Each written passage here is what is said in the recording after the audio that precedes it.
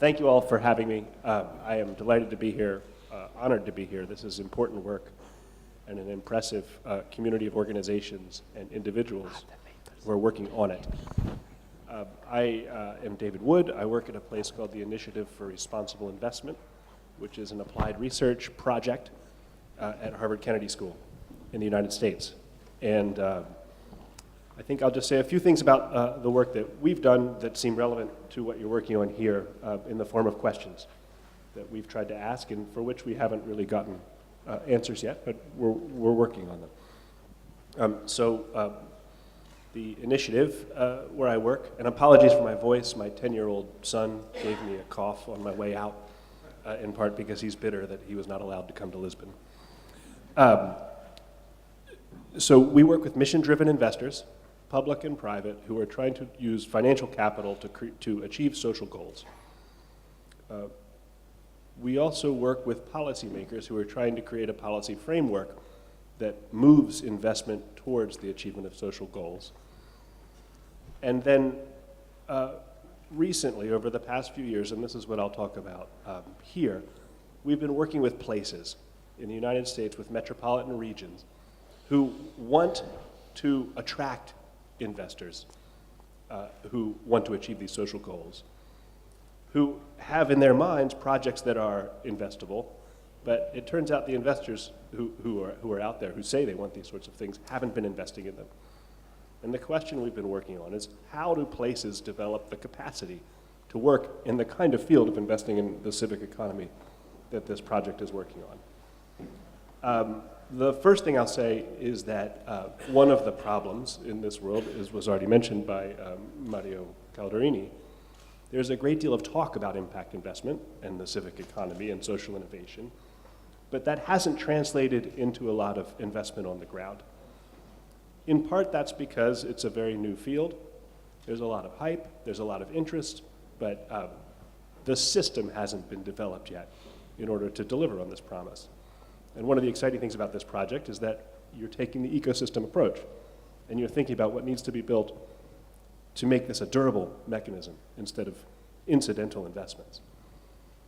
But I think, we've also found that the reason the money sort of hasn't flown the way that people's intentions have flown is because for all the talk of developing a new system, people are trapped in the conventional ideologies, conventional financial practices that aren't going to deliver on the kinds of things that you're searching for because they haven't yet. There's a reason they haven't. And so this is a substantial set of work. It's not just a switch that goes one off. It's hard work.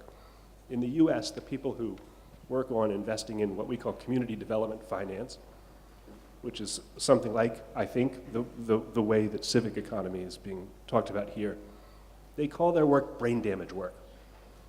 And they work on really hard problems and really hard investments that involve multiple sectors: public, private, nonprofit, community.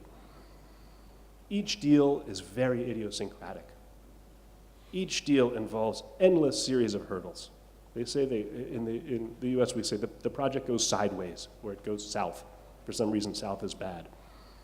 My family's from the South. We resent this.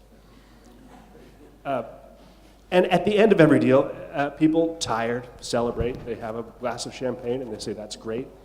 And then they recreate the same problems that caused all the brain damage in the first place because they don't have a new system to work with.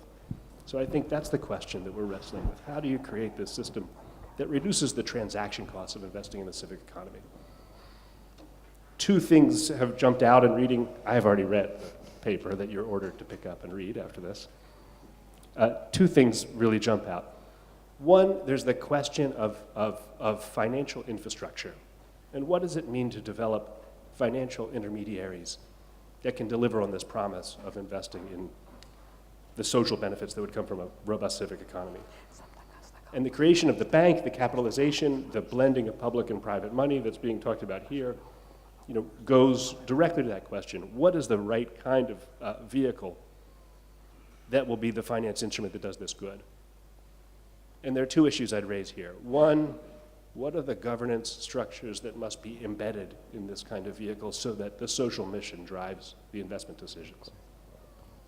And how do you manage that question tactically so that you can still function and yet make sure that the social mission is the core of what the intermediary does? The second issue that we've encountered, so we work in these different municipalities. Some of them have very strong intermediaries. Some of them don't have any at all. Some of them have strong intermediaries that do, say, affordable housing. But what's needed are health clinics, or what's needed is affordable childcare. They don't work in the right sectors. And what we've found is that intermediary expertise can be imported from elsewhere in local communities. But it can only be incorporated when there's a system of trust and when there is community involvement from the local community. And the question of managing how you bring that external expertise into a place and how that intermediary can function nationally, but also really have local credibility, I think is just core. And is the kind of thing you'll wrestle with as you go through this project. So that's for the intermediaries. Now, in our work, what we also found was that when people weren't able to invest in the civic economy, they would say, well, it's because we don't have what we call a community loan fund or a community bank or one of these mission-driven intermediaries in our town. And if we had one, everything would be better. But it turns out you don't just have one of these intermediaries or not. You have a system locally that allows for this kind of investment. And it's not just one institution that will make that investment work. And so we've looked at ways to try to understand what local capacity looks like. And I'll just say 3 things very quickly about what local capacity looks like, at least in the US, but I think it's relevant to what you're working on here. 1, if there is not a multi-sector, public, private, non-profit, civic, however you want to describe it, but a multi-sector group that is focused on prioritizing resources that has come together on a set of social goals, there can be no action.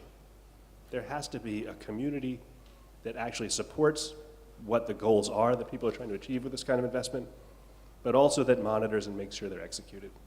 And that has been, I did not believe this was true until we did the work, and I've found it to be true. Second, there is a great deal that can be done within local communities to make what is needed and also what needs investment more transparent. Information is not flowing about what kinds of deals are out there and about who can execute them. And the data that's come up now several times in discussion is fundamental. And I think there's a lot of research that can be done, but also a lot of engagement around that.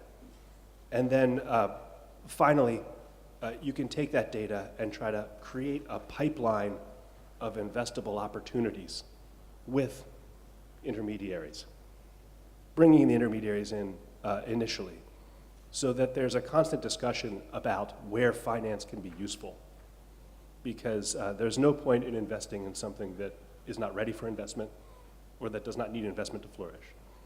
And so creating this pipeline as part of your infrastructure development, I think, is a fundamental task that I would encourage you to look at as you develop this platform. Thanks.